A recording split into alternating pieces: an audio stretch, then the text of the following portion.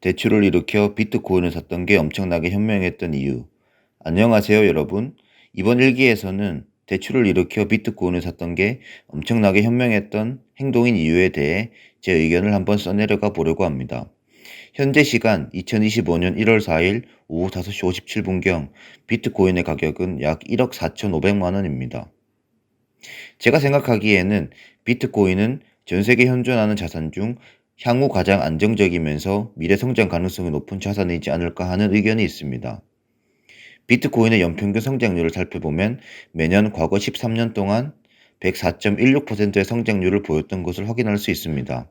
그 말인즉슨 여러분께서 비트코인 가격의 급등락을 신경 쓰시지 않고 처음 비트코인에 넣어둔 돈을 그대로 놔두셨다면 여러분의 돈은 13년이 흘러 8,192배가 되었을 것입니다.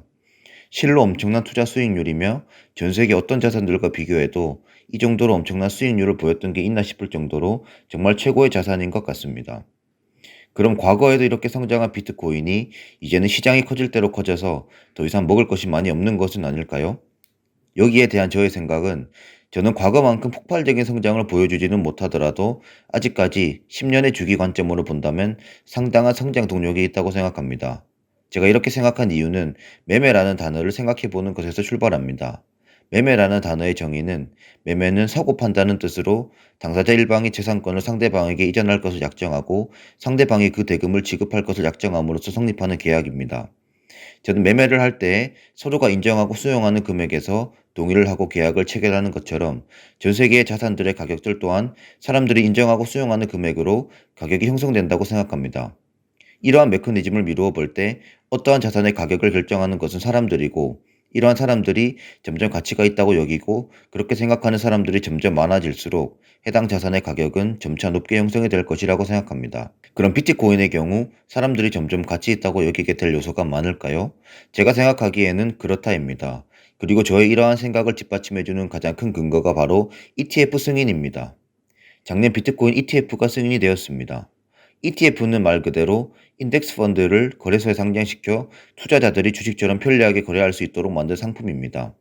투자자들이 개별 주식을 고르는데 수고를 하지 않아도 되는 펀드 투자의 장점과 언제든지 시장에서 원하는 가격에 매매할 수 있는 주식 투자의 장점을 모두 가지고 있는 상품으로 인덱스 펀드와 주식을 합쳐 놓은 것이라고 생각하면 됩니다.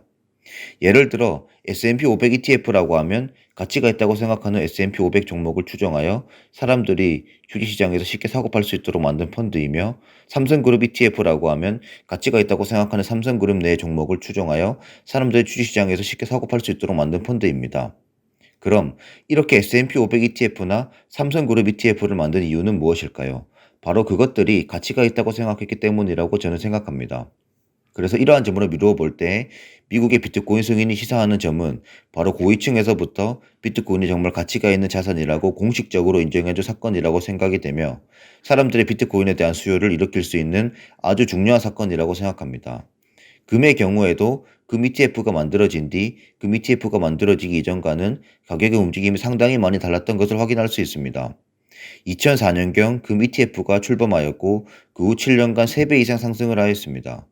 저는 비트코인 ETF의 경우에도 이렇게 금 ETF 출범 이후 금의 가격처럼 많은 상승을 보여줄 것으로 생각이 되며 금의 상승률을 상회하는 성적을 보여주지 않을까 생각하고 있습니다.